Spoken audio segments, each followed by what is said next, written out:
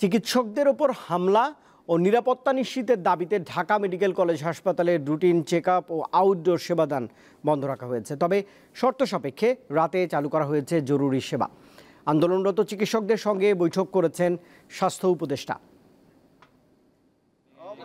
শনিবার রাতে Dhaka medical college হাসপাতালের জরুরি বিভাগে ভাঙচুর ও চিকিৎসকদের মারধরের ঘটনা ঘটে। সে সময় নিউরোসার্জারি বিভাগের ৩ চিকিৎসককে মারধর করা হয়।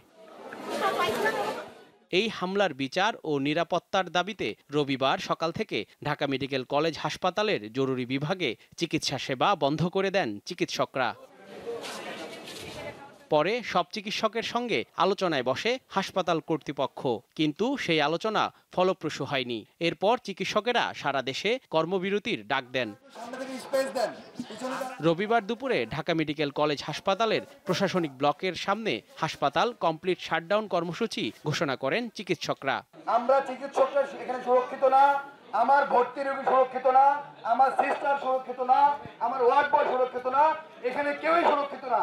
চিকিৎসকদের এই কর্মবিরতিতে মারাত্মক ভোগান্তিতে পড়েন চিকিৎসা নিতে আসা রোগীরা। আসার পরে প্রায় এক ঘন্টার উপরে, আমরা প্রায় 1.5 ঘন্টা ধরে কোনো লোকজন নাই, কোনো কিছু নাই, কোনো নার্স নাই, ডাক্তার নাই। আশা দেখি ঢাকা মেডিকেল বন্ধ, আমার মার আবার অনেক ব্যথা। পরে ঢাকা মেডিকেলে যান স্বাস্থ্য উপদেষ্টা। আন্দোলনকারী চিকিৎসকদের সঙ্গে বৈঠক করে তাদের দাবি পূরণের আশ্বাস দেন তিনি। অনেকগুলো বিষয় এখানে উত্থাপিত হয়েছে, বিশেষ করে 3টা দাবি তারা করেছে। তাদের উপর যে কাজটা আমরা করলাম, যে ন্যাক্কারজনক কাজটা করলাম, সেটাকে আমি ধিক্কার জানাই এবং তাদের সাথে আমি একমত।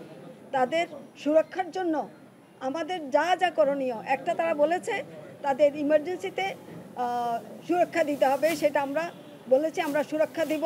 হামলাকারীদের গ্রেফতারের আশ্বাস ও নিরাপত্তা নিশ্চিত করার শর্তে 24 ঘন্টার জন্য জরুরি সেবা চালু করার কথা জানান আন্দোলনরত চিকিৎসকরা। তবে বন্ধ থাকবে রুটিন চেকআপ ও আউটডোর সেবা। যারা আমাদের ডাক্তারদের গায়ে হাত তুলেছে সেই সকল চিহ্নিত অপরাধীকে 24 ঘন্টার মধ্যে আইনের আওতায় আনবেন এবং মিডিয়ার সামনে আনবেন। আইন শৃঙ্খলা বাহিনীর লোকজন বা সদস্য থাকবেন, এই বেসিসে আমরা চিকিৎসা সেবা দিব 24 ঘন্টার জন্য। রাত 8টার পর সেনাবাহিনী, পুলিশ ও বিজিবি সদস্যরা নিরাপত্তা নিশ্চিতে জরুরি বিভাগের সামনে অবস্থান নিলে কাজ শুরু করেন চিকিৎসকরা। জহিরুল মোহসান, দীপ্ত সংবাদ, ঢাকা।